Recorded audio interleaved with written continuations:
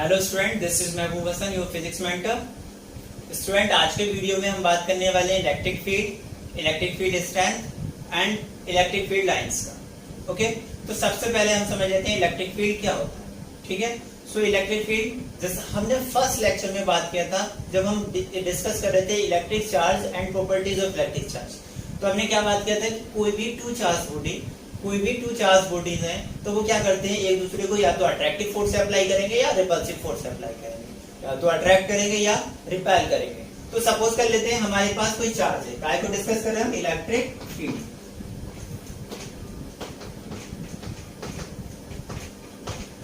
हमने सपोज किया कोई हमारे पास चार्ज है, चार्ज बॉडी है या मैं कहूं पॉइंट चार्ज है जिसका चार्ज कितना है, Q कूलम का। ओके, ये क्या करेगा, इसका यहां पर अगर मैं कोई टेस्ट चार्ज को बुलाता हूं, टेस्ट चार्ज जानते हो बच्चों, टेस्ट चार्ज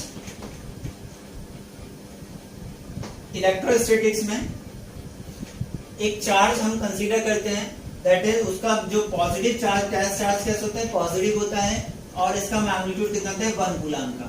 तो एक चार्ज हम कंसीडर करते हैं टेस्ट करने के लिए, टेस्ट पर्पस के लिए हमने फोर्स मेजर करना है या इलेक्ट्रिक फील्ड को ही मेजर करना है। तो एक क्या करते हैं, टेस्ट चार्ज कंसीडर करते हैं, पॉजिटिव चार्ज कंसीडर करते हैं और 1 कूलम मैग्नीट्यूड का, and this is called test charge. Okay, तो मैंने अगर कोई टेस्ट चार्ज यहाँ पर लाके रखा है तो ये भी पॉजिटिव है, ये भी पॉजिटिव है, क्या करेगा, ये इसको पुश करके आउटवर्ड डायरेक्शन में भेज देगा। अगर मैं यहाँ पे रखूं तो भी क्या करेगा, इसको ये इसके बाहर भेज देगा। बट अगर मैं एक बात ध्यान रखेंगे बच्चों, यहाँ पे रखा था, फोर्स अप्लाई किया, मैं अब इसको यहाँ रखूं तो क्या होगा, फोर्स का जो स्ट्रेंथ होगा, जो फोर्स इस पे अप्लाई कर रहा है उसका वैल्यू इंक्रीज होगा और डिक्रीज होगा। सो ऑब्वियसली हम जानते हैं F इज इक्वल टू क्या होता है, F is direct inversely proportional होता है 1/r² के। मीन R का वैल्यू अगर इंक्रीज हो रहा है तो F का वैल्यू क्या होगा, डिक्रीज होगा। तो यहाँ पे रखा तब कम फोर्स एक्सपीरियंस करेगा, अगर यहाँ पे रखेंगे तब क्या होगा, और भी लेस फोर्स क्या करेगा, एक्सपीरियंस करेगा। लास्ट में एक पर्टिकुलर पॉइंट ऐसा आ जाएगा जहां पर कोई भी फोर्स को एक्सपीरियंस नहीं करेगा। सो यहाँ तक हो सकता है आगे, ये क्या हो गया इसका, यहाँ पर इस पॉइंट पर मैं सपोज कर लेते हैं यहाँ पे फोर्स को एक्सपीरियंस कर रहा है और यहाँ पे फोर्स को एक्सपीरियंस नहीं कर रहा है, क्योंकि जैसे जैसे डिस्टेंस इंक्रीज होगा फोर्स का वैल्यू डिक्रीज होगा और लास्ट में एक ऐसा पॉइंट आ जाएगा जहां पर फोर्स का वैल्यू क्या हो जाएगा, अप्रोक्सीमेट 0 हो जाएगा, या ये इसके कोई भी इफेक्ट को फील नहीं करेगा। तो वो जिस पॉइंट आ जाएगा वो पॉइंट क्या होगा, इसके जो फील्ड है उसके बाहर हो जाएगा, इसके फील्ड के बाहर हो जाएगा। मीन अब वो इसकी पकड़ से बाहर पहुंच गया। Is it clear? तो इलेक्ट्रिक फील्ड को हम उसी कॉन्सेप्ट पे डिफाइन कर लेते हैं कि इलेक्ट्रिक फील्ड क्या होगा, कोई भी टेस्ट चार्ज है, कोई भी चार्ज है तो इसके अराउंड वो फील्ड, वो सारा field around a charge in which, कौन सा field, in which other test charge जो है वो इसके फोर्स को एक्सपीरियंस करेगा, वो फील्ड क्या होगा, इलेक्ट्रिक फील्ड होगा, और उसके बाहर का सारा फील्ड क्या हो जाएगा, इलेक्ट्रिक फील्ड नहीं होगा। Is it clear? मीन अगर कोई टेस्ट चार्ज है, ये मैं कहूं ये इसका इलेक्ट्रिक फील्ड है, तो यहाँ पे चार्ज रखें, यहाँ पर रखें, इसके इनसाइड कहीं भी रखें, इसके इफेक्ट को फील करेगा, बट इसके बाहर इसके इफेक्ट को फील नहीं करेगा कि ये है भी या नहीं है। ठीक है, बहुत होते हैं, हर अपने गली मोहल्ले में तमाम भाई लोग होते हैं तो उनका एक अपना लिमिटेड फील्ड होता है, ऐसा थोड़ी ना इनफाइनाइट फील्ड होगा। सेम केस यहाँ पर है, कोई भी चार्ज है तो ये दूसरे चार्ज को किस हद तक, एक लिमिट तक ही फोर्स अप्लाई कर सकता है, और वो जिसमें ये इफेक्टिव होता है, इसके इफेक्ट को कोई अदर टेस्ट चार्ज मेजर कर सकता है, वो क्या हो जाएगा, इसका इलेक्ट्रिक फील्ड होगा। Is it clear? अब बात करते हैं, हम बात कर रहे हैं इलेक्ट्रिक फील्ड स्ट्रेंथ का, इलेक्ट्रिक फील्ड स्ट्रेंथ।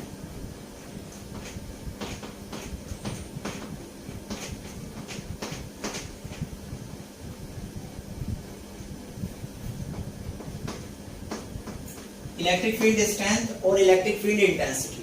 तो बच्चों अभी हमने क्या बात किया कि कोई भी चार्ज है, मैं सपोज कर लेता हूँ ये इसका इलेक्ट्रिक फील्ड है, यहाँ सब में अगर मैं चार्ज को रखूं तो वो क्या करेगा, फोर्स को एक्सपीरियंस करेगा और इसके बाहर फोर्स को एक्सपीरियंस नहीं करेगा। तो ये इसका एक स्फेरिकल फॉर्म हो जाएगा, स्पेस में अगर ये रखा है तो एक स्फेयर फॉर्म करेगा जिसमें इसको इलेक्ट्रिक फील्ड को एक्सपीरियंस करेगा। अब मैंने क्या सपोज किया बच्चों,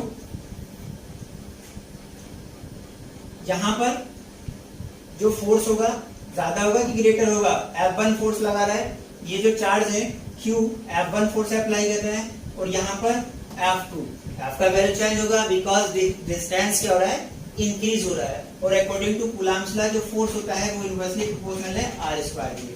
ठीक है, तो जैसे जैसे R का वैल्यू इंक्रीज होगा फोर्स का वैल्यू डिक्रीज हो जाएगा, तो यहाँ पर F1 का वैल्यू क्या होगा, ग्रेटर होगा F2 के कंपेयर।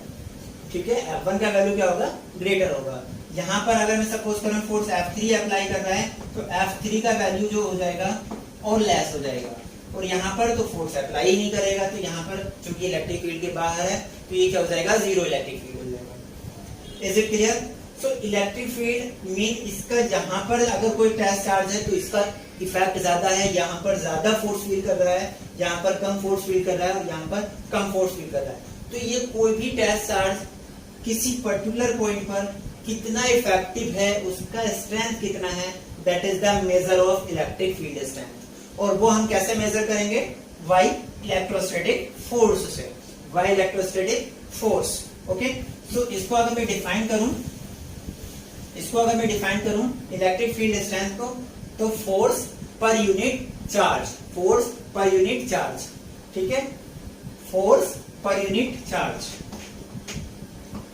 एक सिंपल एग्जांपल कंसीडर करते हैं कि सिंगल पर्सन पे, या मैं कहूं कोई भाई लोगों का एरिया है और उस पे क्या है, सिंगल पर्सन पे कितना फोर्स अप्लाई कर रहे हैं वही उनका मेजर करेगा फोर्स, उनके इलेक्ट्रिक फील्ड स्ट्रेंथ को। ठीक है, उनकी स्ट्रेंथ को, जो उनका एरिया है उसकी स्ट्रेंथ को मेजर करेगा। ठीक है, तो force per unit charge is called electric field strength. Okay, it is denoted by E। Electric field को हम कैसे डिनोट करते हैं, E से डिनोट करते हैं। ओके, और E इज इक्वल टू क्या हो जाएगा, F upon Q, force per unit charge. Unit charge पे जितना ज्यादा फोर्स अप्लाई करेगा, यूनिट चार्ज पे जितना भी फोर्स अप्लाई करेगा, अकेले पर्सन पे, कोई अकेला पर्सन भाई लोगों के एरिया में एंटर कर गया तो उस पे जितना ज्यादा फोर्स अप्लाई करेगा, जितना फोर्स अप्लाई करेगा उसी की मेजरमेंट क्या होगा, वही क्या होगा, इलेक्ट्रिक फील्ड स्ट्रेंथ को रिप्रेजेंट करेगा, उनके फील्ड को, उनकी ताकत को, उनकी स्ट्रेंथ को रिप्रेजेंट करेगा। Is it clear? So E is equal to क्या हो जाएगा, F upon Q। Electric field is a vector quantity. कैसा क्वांटिटी है, वेक्टर क्वांटिटी है, और इसका यूनिट क्या हो जाएगा, फोर्स का यूनिट क्या होता है, न्यूटन, और Q का कूलम, तो इसका यूनिट क्या हो जाएगा, न्यूटन पर कूलम, न्यूटन पर कूलम, और ऐसे भी लिख सकते हैं Newton coulomb inverse. Is it clear? Electric field strength vector quantity है। Okay, force per unit charge, force on per unit charge is called electric field strength. ठीक है, तो इज इक्वल टू क्या हो जाएगा, F अपॉन Q नॉट। अब अगर हम बात करें electric field strength due to point charge, electric field strength due to point charge.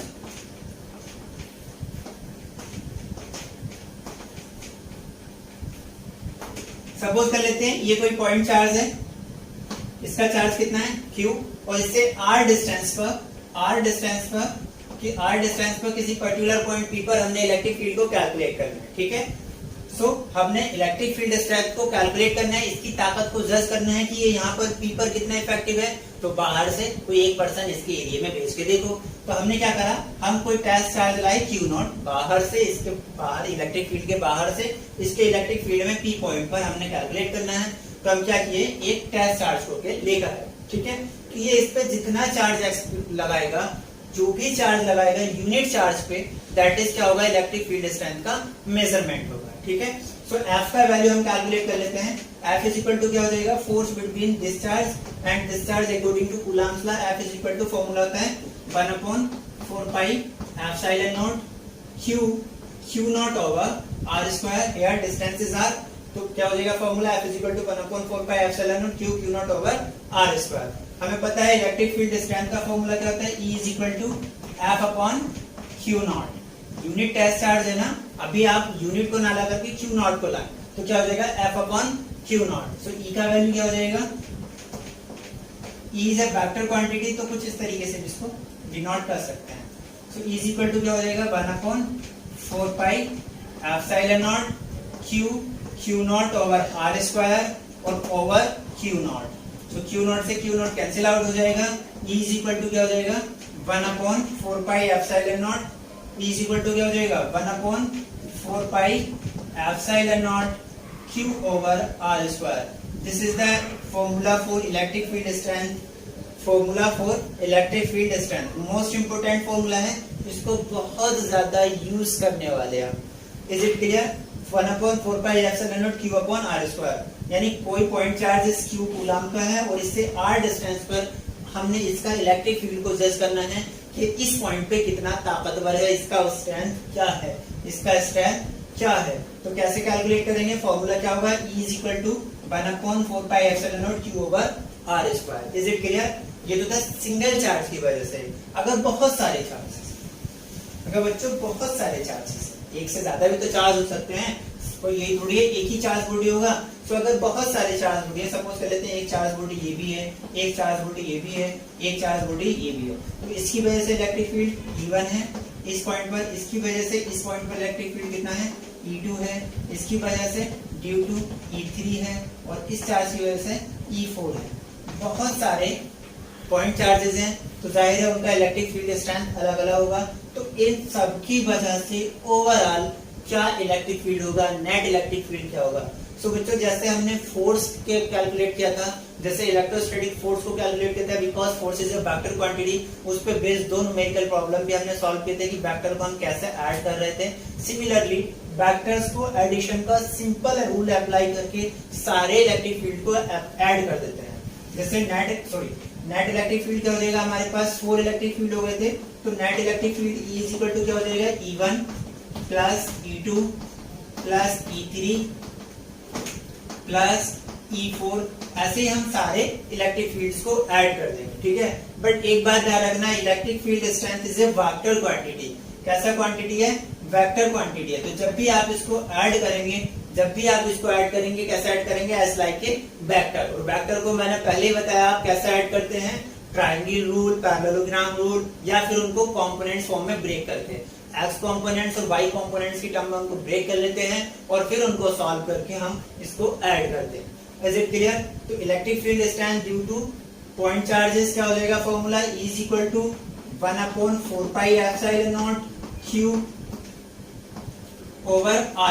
ठीक है, अगर बहुत सारे चार्जेस हैं तो एक की वजह से कैलकुलेट करेंगे, दूसरे की वजह से, तीसरे की वजह से, चौथे की वजह से, जितने भी हैं सबकी वजह से इलेक्ट्रिक फील्ड कैलकुलेट कर लेंगे और उनको ऐड कर देंगे as like a vector.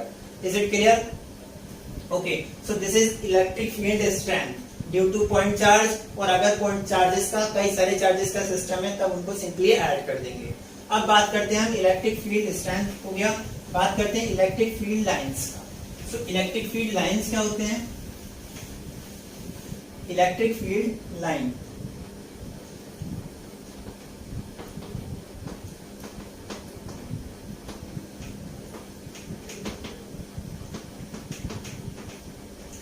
Electric field lines क्या होते हैं बच्चों?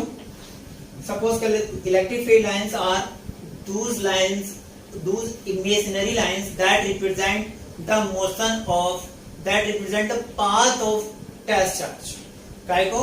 path of test charge is called electric field lines. अब कौन सा पाथ होगा और वो पाथ बनेगा कैसे, समझ लेते हैं. सपोज कर लेते हैं हमारे पास कोई चार्ज है. सो चार्ज के फर्स्ट वीडियो में हम डिस्कस किया था, सेम चार्ज क्या करते हैं? अट्रैक्ट करते हैं, और लाइक चार्ज क्या करते हैं?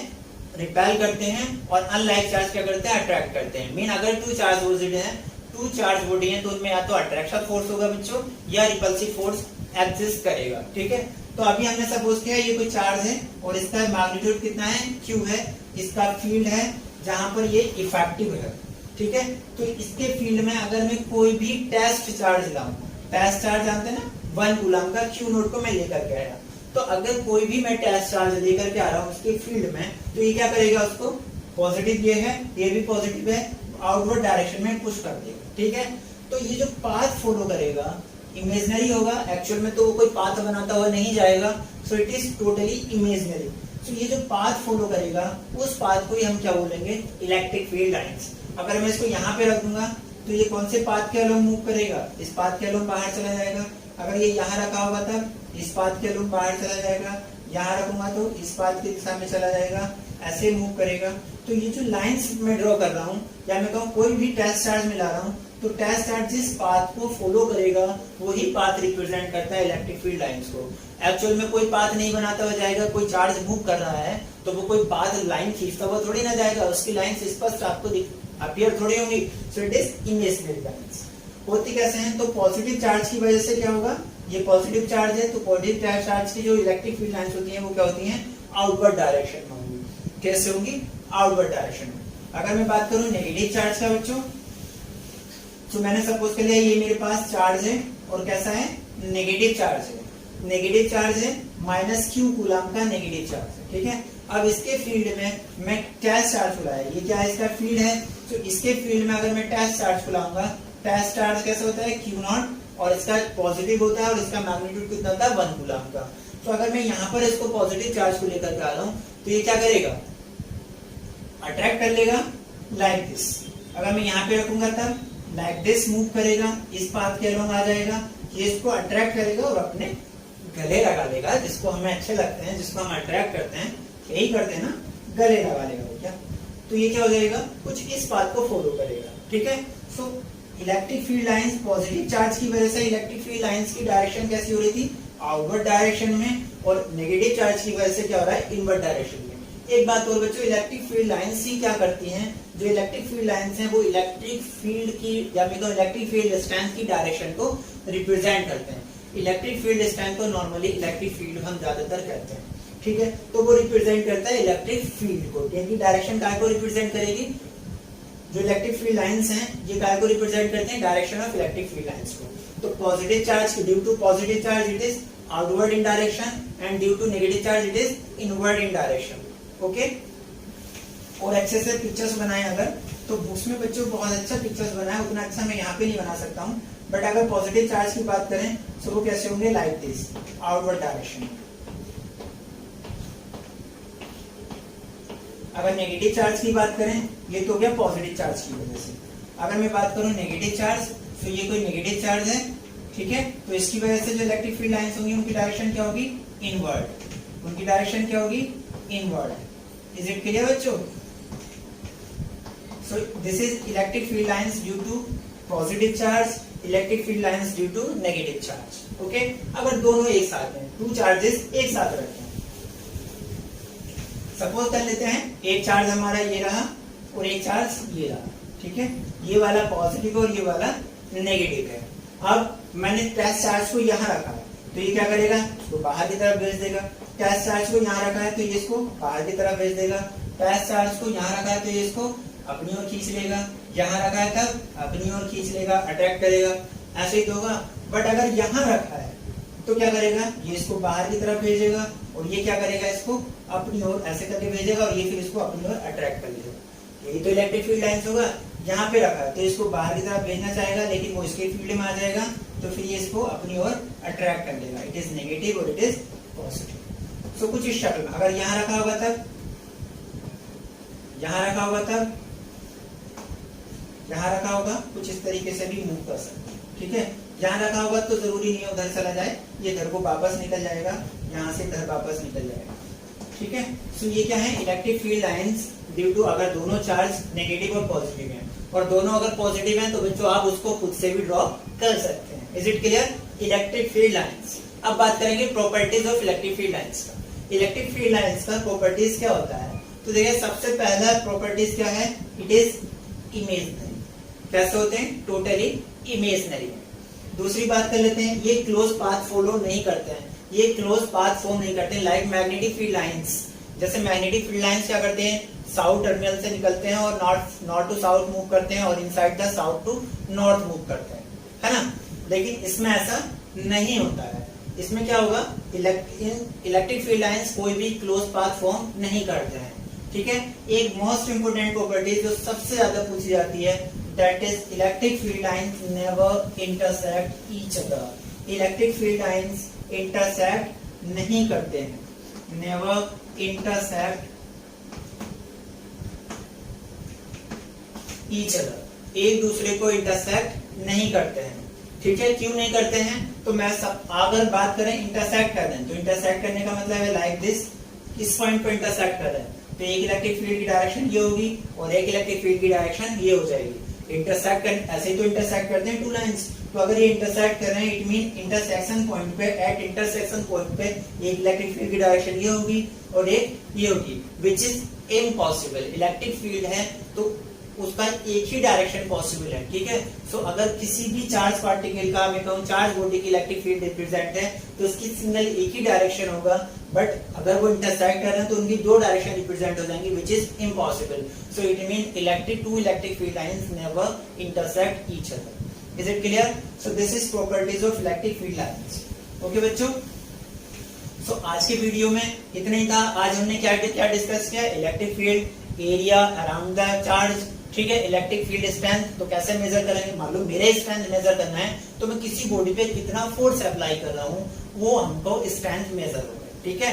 अब यूनिट चार्ज पे या मैं कहूँ 1 कूलाम पे जितना फोर्स अप्लाई होगा, फोर्स ऑन 1 कूलाम, तो अगर Q कूलाम पे मैं F फोर्स लगा रहा हूँ, Q नोट पे मैं कितना लगा रहा हूँ F, तो F को Q नोट से डिवाइड कर देंगे तो क्या मिल जाएगा हमको? फोर्स ऑन 1 कूलाम चार्ज, ठीक है। So it is electric field strength हो जाएगा। वो क्या हो जाएगा? इसका इलेक्ट्रिक फील्ड स्ट्रेंथ हो जाएगा, ठीक है। Electric field strength due to point charge, अगर सिंगल एक चार्ज है और वो चार्ज क्या है? Q है, तो इसकी वजह से जो इलेक्ट्रिक फील्ड होगा इससे r डिस्टेंस पर किसी पॉइंट P पर उसका वैल्यू कैसे कैलकुलेट करेंगे? E का वैल्यू क्या हो जाएगा? 1/4 pi epsilon naught Q over r square. This is the formula for electric field strength at a point P at a distance r. Okay, electric field strength is a vector quantity. अगर बहुत ज्यादा charges हैं, more than 1 2 3 कई सारे charges हैं और मैं कहूँ सिस्टम ऑफ चार्ज है, बहुत सारे चार्जेस हैं, तो इलेक्ट्रिक फील्ड कैसे हम कैलकुलेट करेंगे? E इज इक्वल टू क्या हो जाएगा? E1 plus E2 plus E3 and so on, सबको ऐड कर देंगे। बट एक बात ध्यान रखेंगे, लाइक स्केलर इनको ऐड नहीं करना है because it is a vector quantity. अब वेक्टर क्वांटिटी है तो वेक्टर्स को वेक्टर की तरह ऐड करेंगे और उनको ऐड करने का फॉर्मूला क्या आता है? वेक्टर का ट्रायंगल रूल, पैरेललोग्राम रूल, या फिर उनको उनके कंपोनेंट्स फॉर्म की फॉर्म में ब्रेक करके हम ऐड कर सकते हैं, एक्स कंपोनेंट्स और वाई कंपोनेंट्स में ब्रेक करके। ओके, इलेक्ट्रिक फील्ड लाइंस क्या होते हैं? तो that line that represent electric field strength की डायरेक्शन को रिप्रेजेंट करते हैं और on which any test charge move करता है, path of test charge. Okay, एक ही बात है कि नेवर इंटरसेक्ट ईच अदर, एक दूसरे को इंटरसेक्ट नहीं करते हैं। Is it clear? आज के लिए बच्चों यही था। थैंक यू, बाय बच्चों।